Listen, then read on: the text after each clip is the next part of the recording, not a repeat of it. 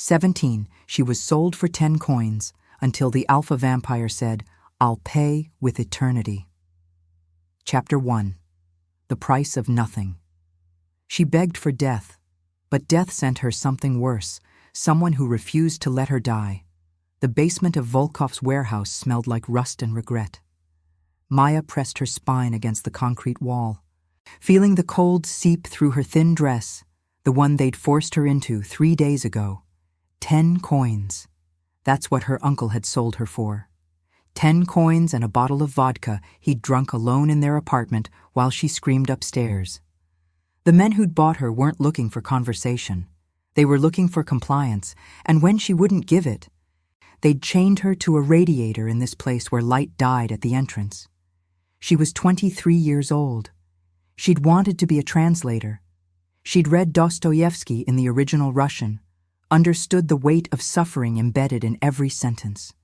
Now suffering wasn't literature. It was the ache in her wrists, the thirst that made her tongue feel like paper. The certainty that no one was coming, no one ever came for girls like her.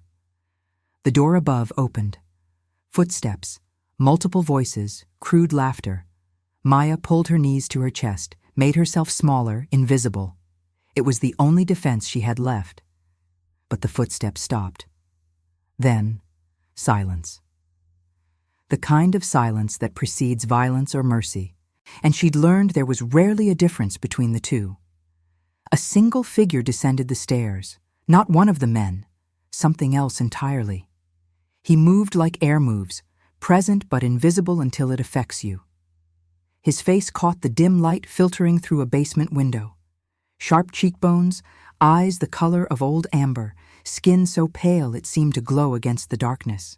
He wore a wool coat that looked like it belonged to another century, and when he breathed, she didn't see it condense. How long? His voice was soft, continental, Russian beneath an English accent. Maya couldn't answer. Her throat had forgotten how. "How long have they kept you here?" he asked again, kneeling in front of her, but not close enough to threaten, just close enough that she could see the sorrow carved into every angle of his face. 3 days, she whispered. He closed his eyes. When he opened them again, something ancient and terrible looked out at her. "My name is Dmitri Voronin. I own this city, and I will own what happens next." Upstairs, the men who'd bought her began to scream. It wasn't the sound of guns or blades. It was the sound of something breaking inside them, a terror so complete it rewrote their nervous systems in real time. She heard running. She heard crashes. She heard nothing at all. Then Dmitri was back, kneeling in front of her again, and his hands, when he reached for her chains, were warm. "I'm not here to save you," he said, and his honesty was somehow more merciful than a lie would have been. "I'm here because 10 coins is an insult, because your uncle is a coward, and because I've watched this city devour beautiful things for 300 years, and I'm tired." The chains fell away. "You can leave," he continued. "Walk out of here, into the street, and I will never touch you again. Or you can come with me, and I will teach you what it means to be worth more than gold.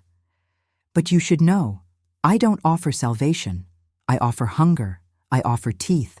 I offer a choice between the death you're dying now and something that looks like living, even if it tastes like blood."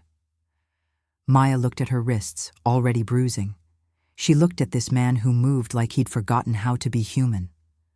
She looked at the door that led back to a world that had already decided what she was worth. "What's your name?" he asked. "Maya," she breathed. "My name is Maya." "Then choose, Maya, not with hope, not with fear.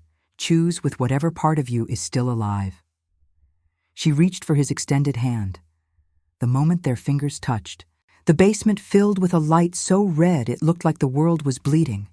And somewhere in the distance, she heard the sound of wings or chains, or perhaps they were the same thing, and she'd simply never had ears to hear the difference until now. Subscribe if you believe mercy can resurrect even the damned. Chapter 2. The Hunger That Names Itself. The penthouse existed in a space between night and dream. Floor-to-ceiling windows overlooked Moscow like it was a chessboard designed only for watching. The walls were lined with books in 17 languages, volumes with spines that cracked when you opened them, pages that smelled like centuries. In the corner, a cello rested against a velvet chair, its wood dark as dried blood. Dmitri left her there, in a room the size of her family's entire apartment, and said only, "There are clothes in the wardrobe, there is water in the bathroom, there is everything you need except answers. Those come later. Later, as if there would be a later, as if the world didn't end at the edge of this moment." Maya stood under scalding water for an hour, watching the bruises bloom across her wrists like flowers that only grew in pain. The soap smelled like lavender and something older, something chemical and ancient. When she emerged, the clothes fit perfectly. Black silk dress, wool coat that smelled like his cologne, vetiver and smoke and something metallic. He was reading when she found him. Dostoevsky, naturally. Crime and Punishment, in the original edition. "You read him," she said. It wasn't a question. "I knew him," Dmitri replied, not looking up from the page. Moscow, 1866. He was obsessed with the idea of guilt, whether it could be inherited, transcended, redeemed. He never found an answer, but the searching was beautiful. He died in 1881. Yes, I was there. He clutched my hand and asked if God could forgive the unforgivable. I told him the truth, that God stopped looking at us a very long time ago, and we've been alone ever since. He closed the book carefully. That wasn't what he wanted to hear. Maya sat across from him. The silence stretched like taffy being pulled between them. "The hunger will come," he said finally.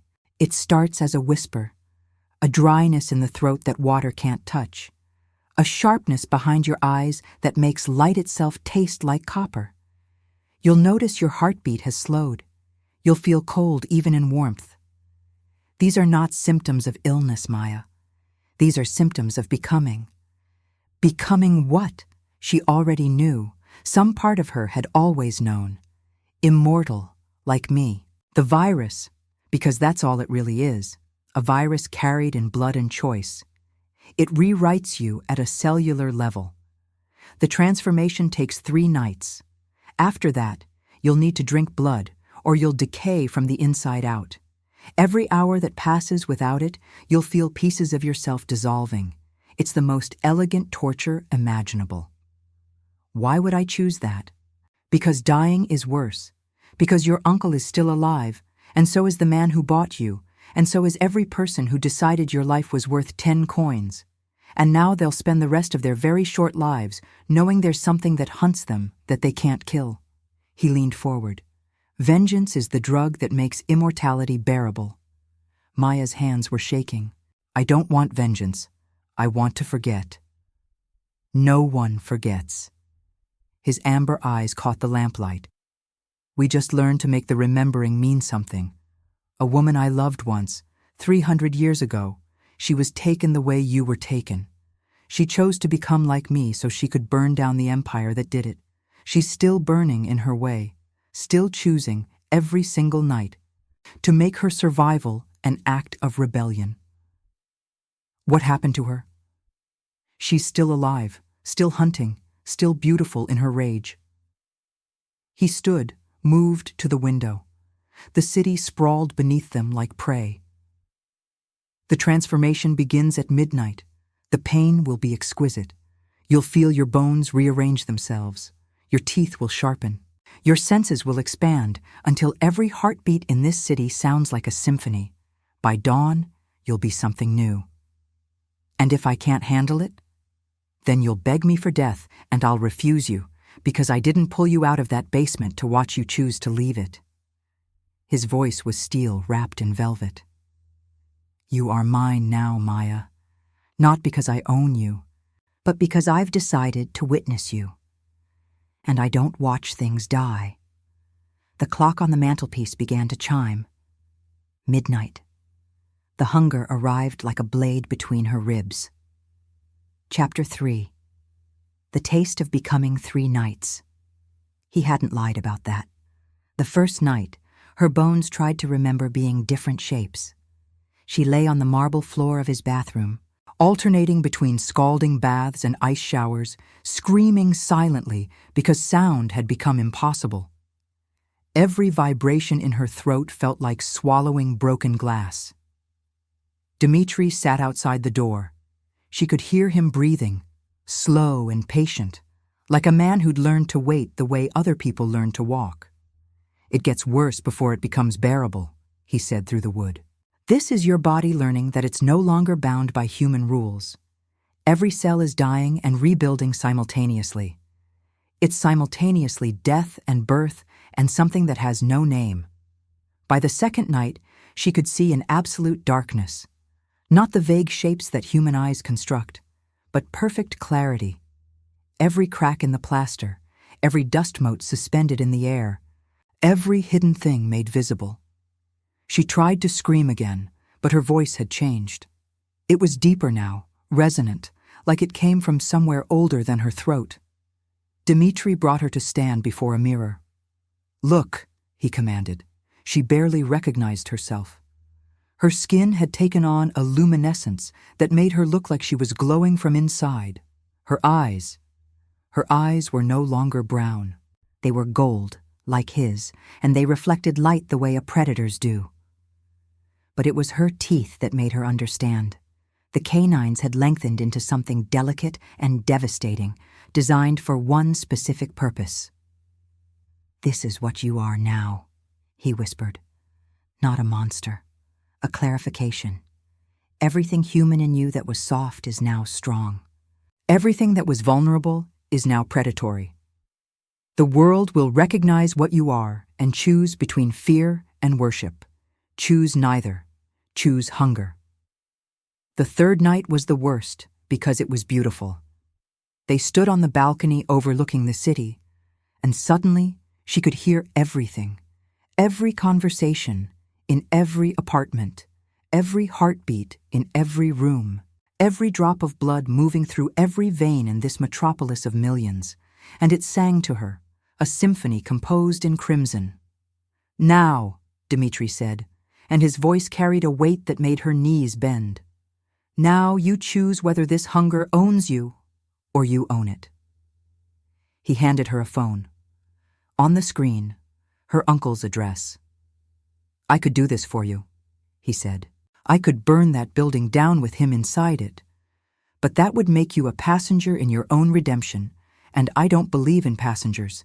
I believe in architects. So choose, Maya. Do you want this thirst to make you a victim, or do you want it to make you unstoppable?" Her fingers moved toward the phone on their own. Then she stopped. "No," she whispered. "No? If I kill him, I'm just another thing that hunts the helpless. I'm just proving that I'm a monster." She turned to face him, and her gold eyes caught his with perfect symmetry. "Teach me to be more than that. Teach me to use this hunger for something that matters. Teach me to become something that hunts only the hunters." Dmitri was silent for a long moment. Then, for the first time since she'd met him, he smiled, and it was sad and proud and entirely ancient. "You're going to be extraordinary," he said, "and terrifying. And I'm going to regret every decision that led to this moment." "Why?" "Because I came here to save you, and you've just reminded me that I've been the monster all along." He turned away from the city, away from the hunger, away from everything she represented. "We begin your education tomorrow. Tonight, drink. There are blood banks 3 blocks from here. No one will miss the supply they're about to lose."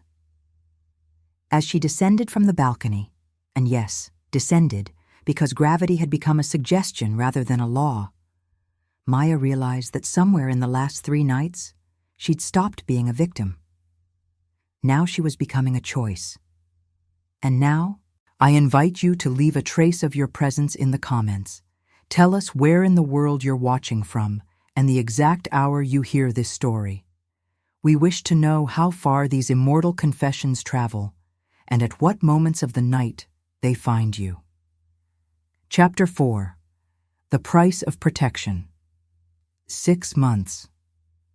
That's how long Maya studied under Dimitri's increasingly reluctant mentorship. 6 months of learning to compartmentalize the hunger, to see it as a tool rather than a master. 6 months of breaking into psychiatric hospitals where the truly broken begged for death anyway, and providing it as a mercy. 6 months of becoming something that didn't fit into any human taxonomy. The city began to notice. There were whispers in the underground, the networks of traffickers and exploiters that fed on the city's forgotten people. A woman with gold eyes was hunting them. A woman who moved like smoke and thought like a scalpel. A woman who didn't kill for food. She killed for principle, and that made her more dangerous than any vampire that had ever walked Moscow's streets. Dimitri watched her evolution with the expression of a man watching a building he'd created burn itself to ashes.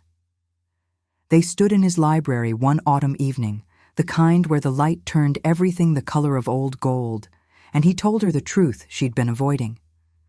"You're in love with vengeance," he said, "but vengeance is a drug that requires an infinite supply. Once you've killed every trafficker in Moscow, you'll move to St. Petersburg, then Vladivostok, then London. Then the world will be your hunting ground, and you'll spend eternity trying to save people by destroying the people who destroy them, and it will never be enough, because suffering is infinite, and your hunger for justice is not." "What would you have me do?" Maya asked. "Forget? Pretend that half this city doesn't exist in chains?" "No. I would have you love something more than you hate something else. But I suspect that's not possible for you. I suspect that love died in that basement, and what emerged instead was purpose, which is love's more efficient sibling." He walked to a painting that hung in the corner, a woman's face rendered in oil and shadow. She had gold eyes. She had the same careful geometry of rage that Maya saw when she looked in mirrors. "This is Elena," he said quietly. "She was the one I told you about. The one who burned empires. We met in 1794, during the Terror in France. She was being held in a cell that smelled like rot and despair. I offered her everything I'm offering you: immortality, power, the chance to make those who hurt her pay." He touched the painting with one finger, tracing the line of her jaw. She accepted. And for the first 2 centuries she was magnificent, terrifying and brilliant and absolutely unstoppable. What happened to her? She found something that mattered more than rage. Love. He turned to face Maya. There was a man, human, fragile, designed to exist for 8 decades and then dissolve into nothing. She met him in Berlin in 1923, and she broke her own rules to protect him. And when he died, which he inevitably did, it broke her in a way that centuries of war and killing and burning had never managed to do. That sounds like weakness. It is, he agreed. Love is the only real weakness immortals have, and the only real redemption. A knock at the door interrupted them. Dimitri's entire body shifted, not visibly, but energetically, like a predator detecting movement in tall grass. "Expect nothing but betrayal," he whispered. When he opened the door, 3 men stood in the hallway. They wore expensive clothes and carried themselves like people accustomed to owning space. The central figure was older, perhaps 50, with silver threading through his dark hair and a scar that ran from eye to jawline. "Voronin," the man said in Russian, "we have business to discuss. Your pet has been very active lately, and it's interfering with our operations." Dimitri's voice became something cold and measured. "This is my city. You are here only because I allow it. My pet, as you so charmingly refer to her, is my concern. She's killed 17 of our best men. She's disrupted supply chains. She's made the merchandise too afraid to work." The man stepped forward, and Maya could smell the gun oil on his clothes. Either you control her, or we'll control her for you, permanently. Behind Dmitri, Maya smiled. And when she smiled, her gold eyes caught the light like a predator's do. "Let me tell you what I've learned," she said, moving to stand beside him. "I've learned that men like you only respect one language. Shall I teach you?" She moved before they could draw their weapons. 3 men entered that hallway. No one left it. When the blood stopped dripping from the chandelier, Dmitri turned to her with something like despair in his ancient eyes. "And now we're enemies to the city," he said. "Before, we were just shadows, rumors. Now we're a threat that the powerful will unite against." "Good," Maya said. "Let them come. I've learned how to hunt organized things. Let them organize against me." But Dmitri knew something she didn't yet, that there were hierarchies even among the immortal, and they just made a very dangerous enemy. Chapter 5. The Architect of Survival. The first attack came 2 weeks later. It was subtle, an infection in her blood that burned like swallowing fire. Not silver poisoning, which she'd learned to metabolize. Something older. Something that suggested whoever had sent it understood vampire physiology the way she understood the human circulatory system. Dmitri found her on the bathroom floor at 3 a.m, her skin burning with a fever that shouldn't be possible for something that barely registered body temperature. "Gregorian poison," he said, examining the small wound on her neck. "Mixed with vervain and nightshade and something from a plant that shouldn't exist anymore. Whoever made this has studied our kind for longer than you've been alive. Can I die from it?" "Yes, eventually. First, you'll experience pain that makes transformation look like a day at the beach. Then you'll begin to petrify from the inside out. Your organs will crystallize. You'll still be conscious the entire time, trapped in a body that's becoming stone." She managed to laugh. "How long?" 4, perhaps 5 days. He held her hand, and she realized this was the first time he'd touched her since the night she chose him. "I could end it more quickly. A blade through the heart. Clean, fast. You wouldn't suffer." "No." She squeezed his hand. "I didn't crawl through hell to give up at the first sign of genuine trouble." Over the next 48 hours, the pain became its own universe. It lived inside her cells and screamed, using every nerve ending she'd developed. She writhed on his bed while he kept her hydrated and conscious and fighting. He told her stories, things she needed to survive. He told her about a monastery in Bulgaria where immortals went when they wanted to understand their nature. About a library in Prague that held records of every vampire to exist in the last 1,000 years. About a woman in Tokyo who'd figured out how to synthesize blood in a laboratory and now lived entirely off bottles and principle. "You're not alone," he kept saying. "You think immortality is solitude, but you're wrong. We're everywhere, watching, waiting. Some of us are trying to be better than we were. Some of us gave up that fight centuries ago, but we exist, and we remember, and we know what it means to choose." By the 3rd day, she understood. The poison wasn't just attacking her body, it was attacking her will. The goal was to break her, to make her desperate enough to end it, or weak enough to be killed easily. The poison's real purpose was psychological, so she started using the pain as meditation. She visualized the poison as a separate entity, something that lived in her bloodstream but didn't define her. She stopped fighting it and started observing it, the way a naturalist observes an animal in its habitat. Slowly, impossibly, the pain became information rather than suffering. On the 4th day, she walked to the window. Her skin had begun to crystallize exactly as Dmitri had warned, a pattern like frost spreading across her forearms, but she was still conscious, still fighting, still choosing. "I need to find whoever did this," she said. Her voice sounded like it was coming through broken glass. "The poison will kill you if you exert yourself." "Then I'll die hunting." She turned to face him, and her gold eyes were burning. That's the only acceptable way for someone like me to go." Dmitri looked at her, really looked at her, and saw not the victim he'd rescued, but the predator she'd become. And for the first time in 300 years, he was afraid, not of her, of himself. Because he realized that loving her meant teaching her everything about immortality, which meant teaching her how to hurt him, which meant the only way to protect himself was to stop loving her entirely. And he discovered, in that moment, that he'd already failed. "There's someone you need to meet," he said quietly. "A woman named Iskra. She's older than I am, and she understands this world in ways I stopped understanding centuries ago. She might be able to save you, or she might kill you, but she's the only one powerful enough to even try." "Where do I find her?" "You don't find Iskra. She finds you. I'll leave a message in the old places. After that, it's up to survival." He handed her a phone. On the screen, a single address. "Go here. Wait.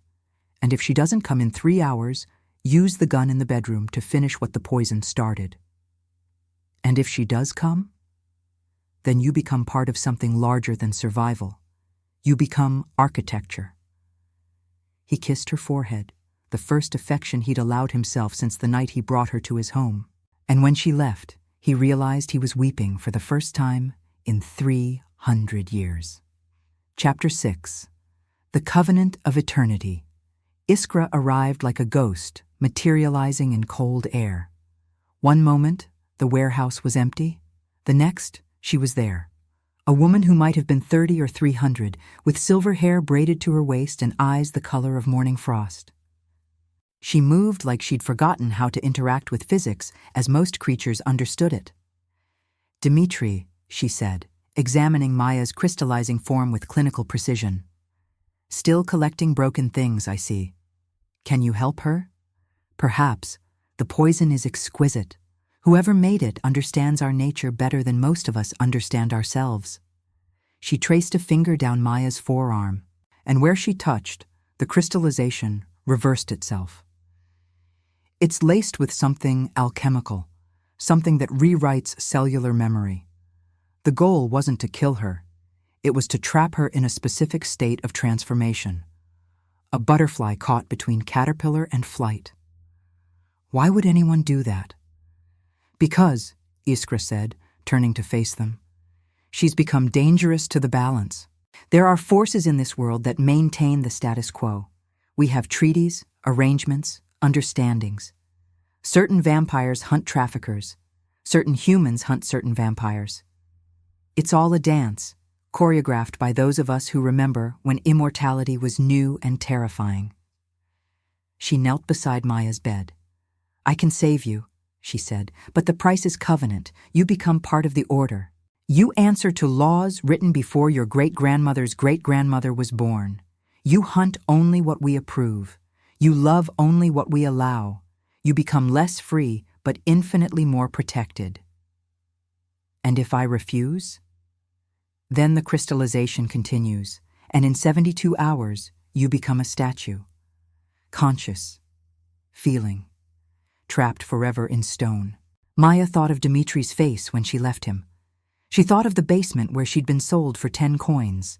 She thought of every choice she'd made that had led to this exact moment, standing at the edge of 2 infinities. "No," she said. Iskra and Dmitri both turned to stare at her. No to covenant, no to treaties, no to becoming a pawn in someone else's game. She sat up, and the crystallization stopped spreading. Her will was stronger than the poison. "I'll die in chaos rather than live in chains. That's the only condition." Something shifted in Iskra's ancient face. She smiled, and it was the smile of someone recognizing themselves in a mirror. "You're exactly like Elena was," she said. "Same absolute refusal to compromise. Same belief that integrity matters more than survival." She pulled a vial of silver liquid from inside her coat. "This will burn like nothing you've ever experienced. It will unmake you at a molecular level and rebuild you as something more than you are. But it will break your chains. You'll be free to hunt or love or destroy or create. You'll answer to no one. Will it hurt? Excruciatingly, for weeks, possibly longer. Maya extended her arm. The moment the liquid entered her bloodstream, the universe inverted. Pain became color, color became sound, sound became memory. Not just hers, but Iskra's, Dimitri's, thousands of years of accumulated immortal experience flowing through her neural pathways like electricity through copper wire. She saw cities burn. She saw empires rise and dissolve. She saw the face of every person she would ever love and every person she would ever kill. She screamed. The warehouse walls cracked. And when it was over, she was something new. Not quite vampire anymore. Not quite human. Something that existed in the spaces between categories, where the old laws didn't apply. "What am I?" she asked. "Free," Iskra replied. "The first free thing immortality has ever created." She turned to Dimitri. "You did this intentionally, didn't you? You knew if you let her run far enough, someone would try to kill her, and the poisoning would force her to become this." "I suspected," he admitted. "I've been alive 300 years. I know how the universe tends to move toward its own purposes. I just tried not to be cynical about it. If you believe love can resurrect even the broken, leave alike. It helps the voices of those who chose eternity reach more hearts." Chapter 7. The Choice That Echoes. 3 years passed like a held breath.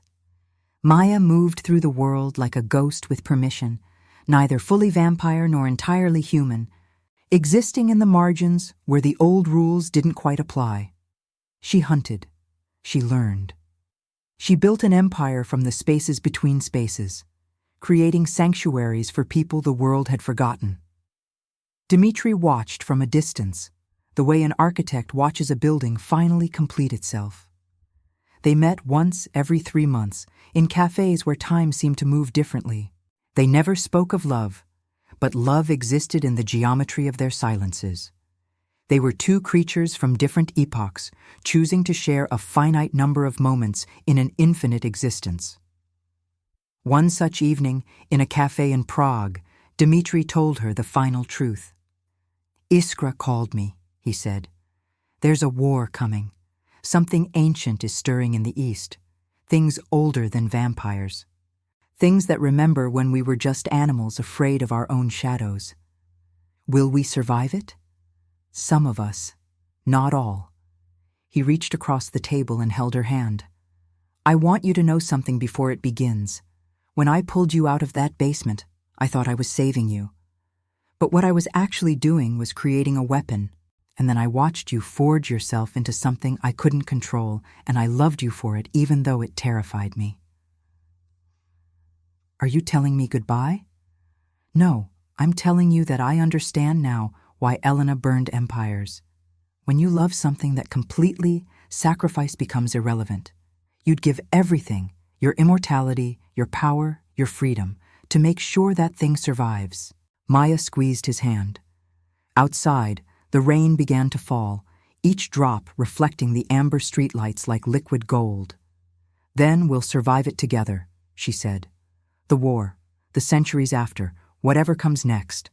We'll choose each moment like we've always chosen, and we'll make it mean something. Even if it hurts? Especially if it hurts. That's the only proof that anything matters." That night, they returned to his penthouse, to the library with 17 languages, to the cello that had been silent for centuries, to the room where their story had truly begun. Not in a basement, but in the space where one creature decided to witness another completely. And for the first time since he'd opened that warehouse door, Dimitri allowed himself to hope. Not that the war wouldn't come, not that suffering would cease, but that love, the kind that transcends categories and defies immortal law, might actually be enough to build a future on. He played the cello while she danced through the apartment like she was dancing with ghosts. The ghosts of everyone she'd been, all the versions of Maya that had led to this moment. And the music he created was a language older than words, describing a covenant that no ancient order could force or forbid. Outside, the city slept. But in the spaces between buildings, between heartbeats, between night and dawn, two creatures who had chosen each other moved through the geometry of eternity like they were the only architects that had ever mattered. The war ended not with a final battle, but with a choice.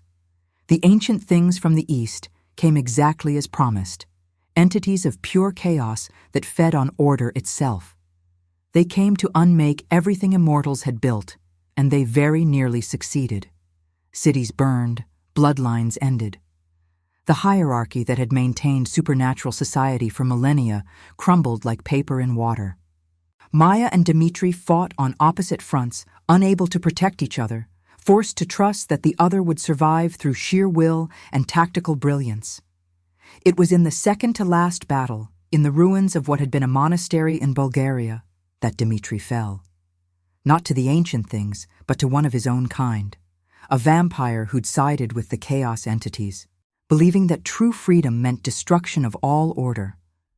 A blade through the heart, clean, fast. Exactly the kind of death he'd once offered Maya. He died thinking of her.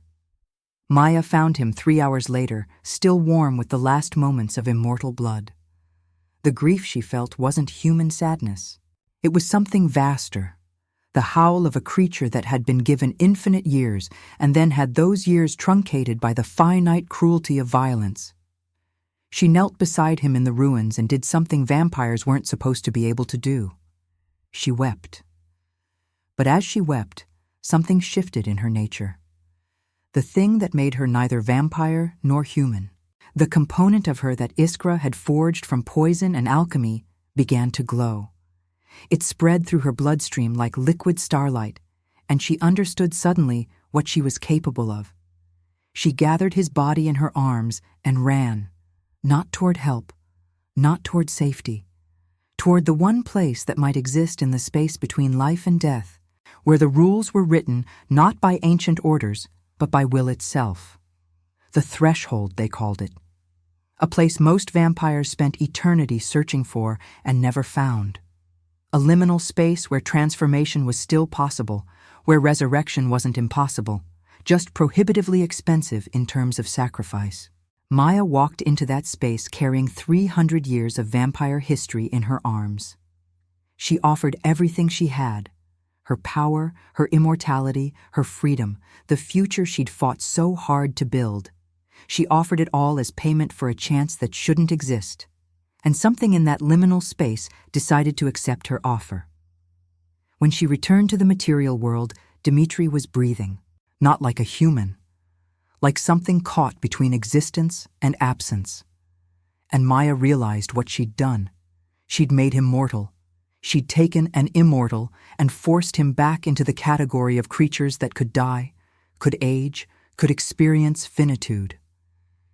He opened his eyes and looked at her with the clarity of someone who understood exactly what she'd sacrificed. Why? His voice was human now, fragile, beautiful in its limitation. Because immortality was never the point, she said. Love was, and love requires the possibility of loss. Love requires death to mean anything at all. They looked at each other in that ruined monastery, surrounded by the corpses of creatures that had tried to unmake the world. And in that moment, both of them understood the final truth. Immortals didn't need to be saved by love. They needed to be broken by it. 10 years passed in that monastery. Dimitri aged the way humans age, slowly, visibly, burning away at the edges of his eternity like a candle reaching its end. He never regretted it. Every gray hair was a victory against the infinite. Every wrinkle was evidence of having made choices that mattered.